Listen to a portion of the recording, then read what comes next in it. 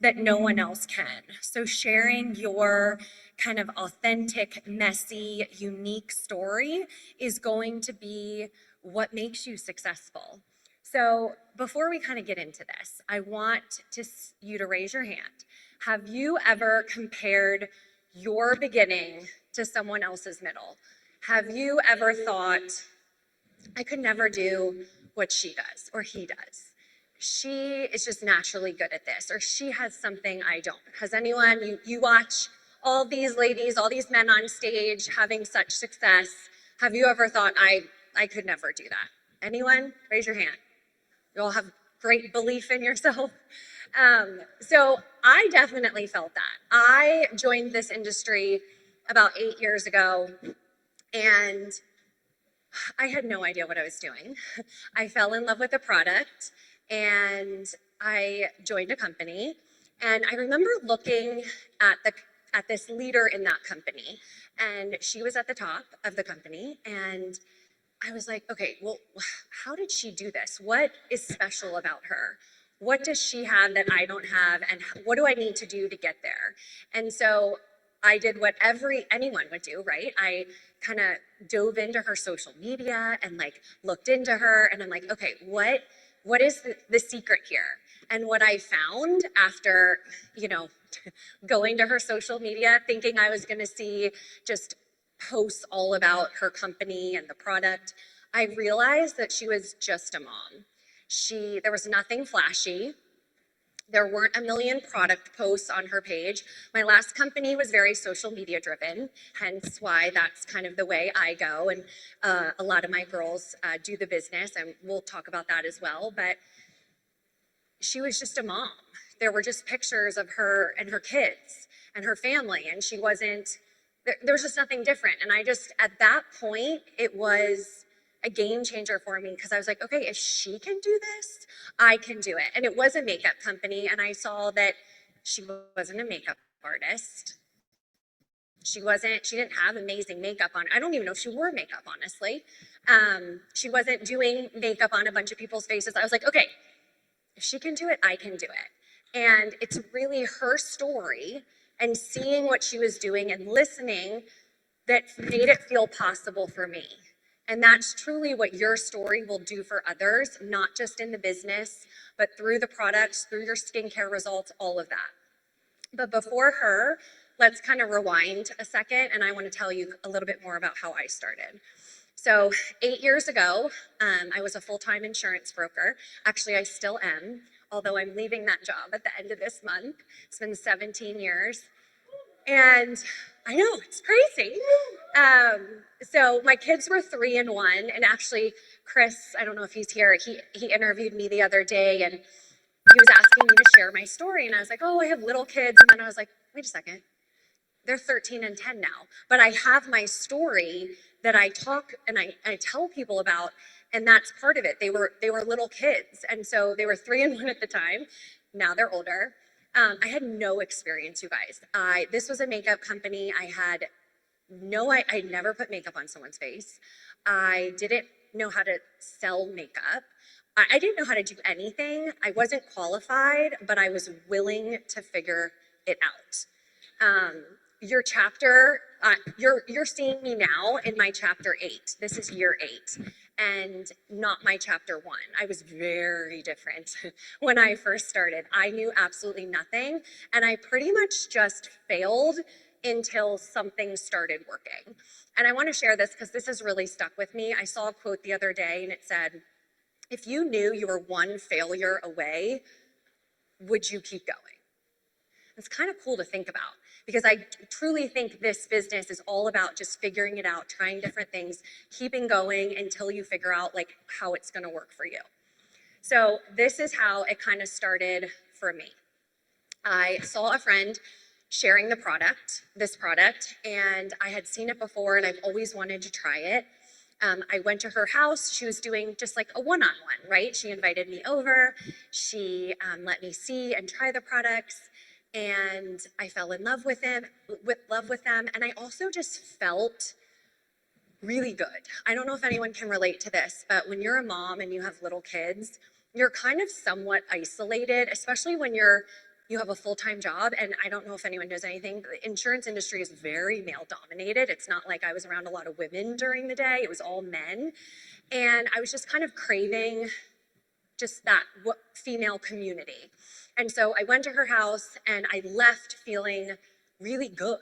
And I was like, you know what? Like, yes, I love these products, but I also want to make other women feel the way I felt leaving her house. So I was like, well, maybe I could host a class for her, right? So a lot of times we get customers and then they turn into a hostess and then they could turn into a planner, right?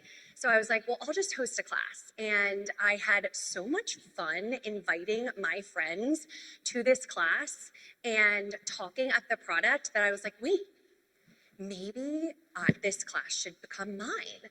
And so that actually did. That became my launch class. And I remember at the launch class just having so much fun. And truly, if you're not having fun, like your energy, everything's about transfer of energy, transfer of belief. And, you know, we just had the best time at this party. And a friend came up to me and she was like, well, maybe should I do this with you? And I was like, yes, it would be so much fun. And she was like, well, how much money do you think we can make? And I was like, I don't know, maybe $200 a month. That's pretty cool. Isn't that cool? And she was like, that would be amazing. And so I laugh at that now, that literally all I wanted was $200 a month. I had a full-time job, so I didn't need the money. I truly joined for community. And I think sometimes we forget that there's people out there that join for that. And I went to the top of that company. I was one of their top leaders. I was also one of their top sellers.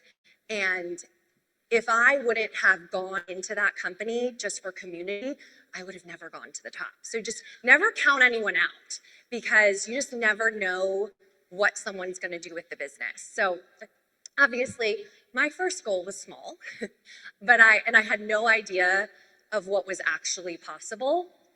But once I said yes, that's when the work started to really happen. So I worked mornings, I worked nights, I worked weekends, and I had the full-time job. So that's really where my social media came in. And if you were in my class yesterday, you know a little bit about that I realized that my efforts were going further on social media, because instead of having someone over for a one-on-one or having a class on the weekends, and when I say class, that's a pop-up, that's a party.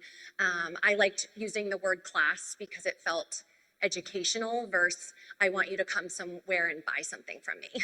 I just felt like class was a little bit more of an invite to just come and learn. So nights, weekends, so I started on social a little bit.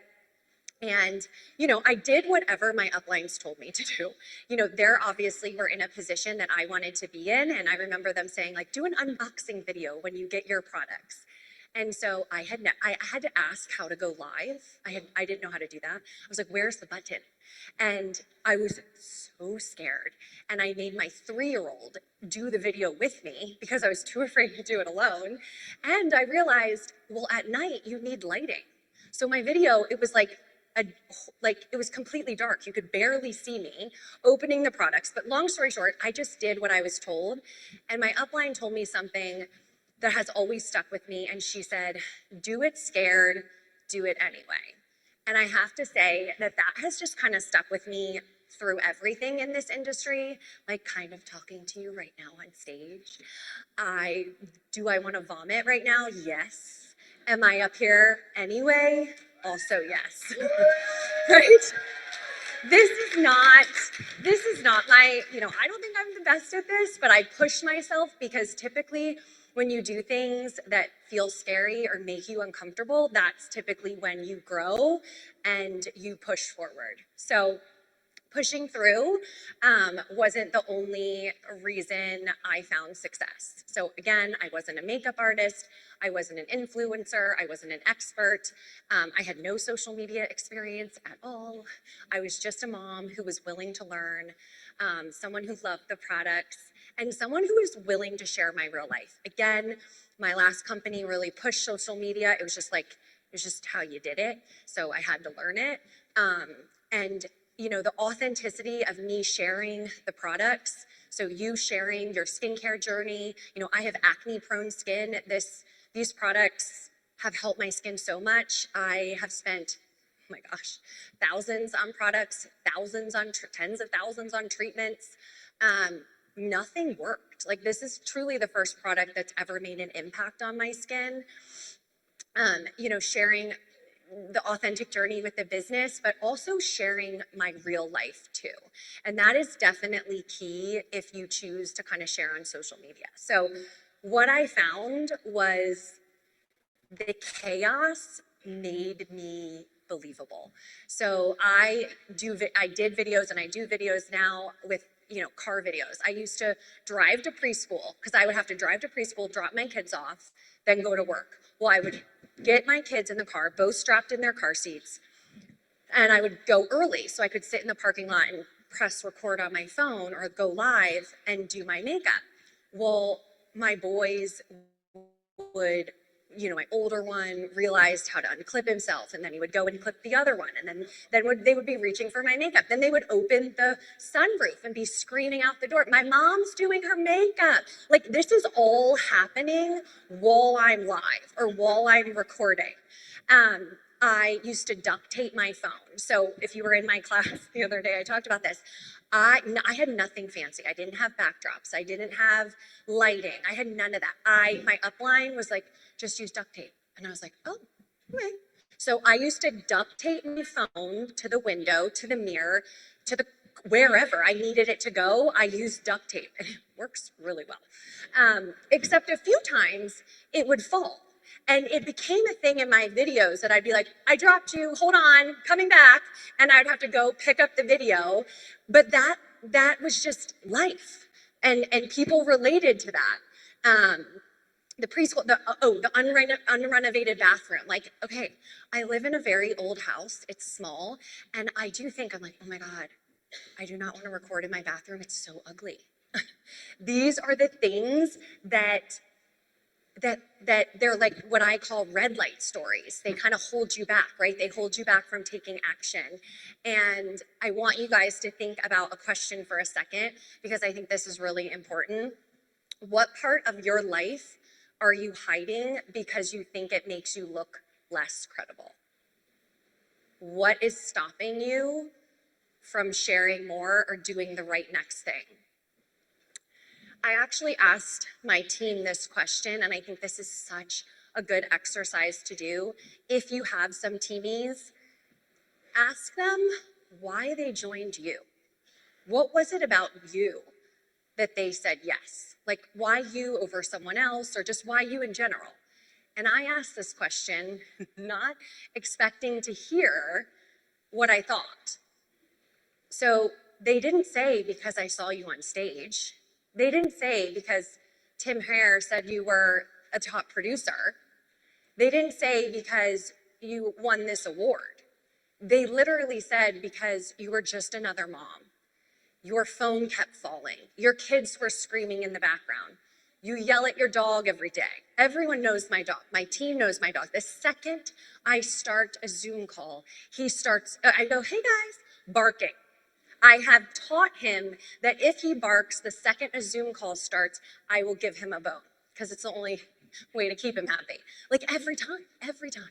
So those were the things that made me relatable and made people want to join me.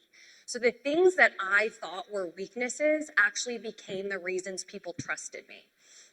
So now I want to hand you some framework to help you find and kind of curate your own story. So I honestly can't even see that far. Oh, good. Okay. So you can screenshot this. And we're going to go into this a little bit more, but hold on to those questions. But before you can really tell your story, you really kind of know, you need to know your why, at least a little bit, right? So why did I say yes? Why did you say yes? And why does this actually matter to me? You want to keep asking yourself a question. So a lot of people are like, "Oh, I want," like even me, I was like, "Oh, for me in the beginning, it was, I wanted to take my kids on some really fun vacations. That was really my why. I wanted extra money to be able to travel the world with my kids. And it's going to make me emotional for a second thinking about that, because this is really truly why I started. And this is what I was saying. If your why doesn't make you cry, you haven't gone deep enough. So I'm kind of proof of this right now. So if you haven't done this exercise, go to YouTube and look up 7 layers deep. It will make you keep asking questions. Like, okay, you want to take your kids on vacation. Well, why is it important for you to take your kids on vacation? Well, why? You just keep going. Or, I just want some extra money to pay for, I just want some extra money. Okay, well, what are you going to do with that extra money? Why is it important to you? You keep going to really find out deep why you are here, because that will also help you stay consistent in this business. So let's actually kind of start to do this right now. So open your notes app, or you can screenshot this, and I want you to answer these questions. Before Riman, I was. Today, I am. The biggest change in me is, and someone needs to hear my story because. So let's bring it back to where we started. Your story gives this room permission today. Permission to believe in this business, permission to trust the skincare, permission to trust the makeup, your fingerprint, your imprint, your story. People don't need for perfection, they need permission. People don't connect with perfection, they connect with possibility. And I just want to leave you with, I believe so deeply in this industry because I had no experience. I was a mom with young kids. I had the full-time job. I knew absolutely nothing, and I have found so much success here. And it's really just a matter of keeping going. So many people don't keep going, just stop. So just keep going, share your authentic, unique, messy life, because that is what's going to connect you to people. That's why people are going to trust you. And it's more than the skincare. It's more than the makeup we have. It's more than the business. Share your life. Share what's happening in your life. That will make, some of my best people on my team found me because I have some health issues and they were in a support group I was in, or they are a dog lover and they love my dog and they followed me for that. Whatever it is, the things you think people don't care about, like especially in this day and age, people want to be a fly on the wall. That's why reality TV is so popular. They just want to be a fly on the wall looking into your life so they can find something to connect with you on. And when you connect with people on that level, it doesn't matter what you share. It's the trust you've built. They'll buy anything from you. They'll do whatever you want them to do. So thank you and enjoy the rest of the afternoon.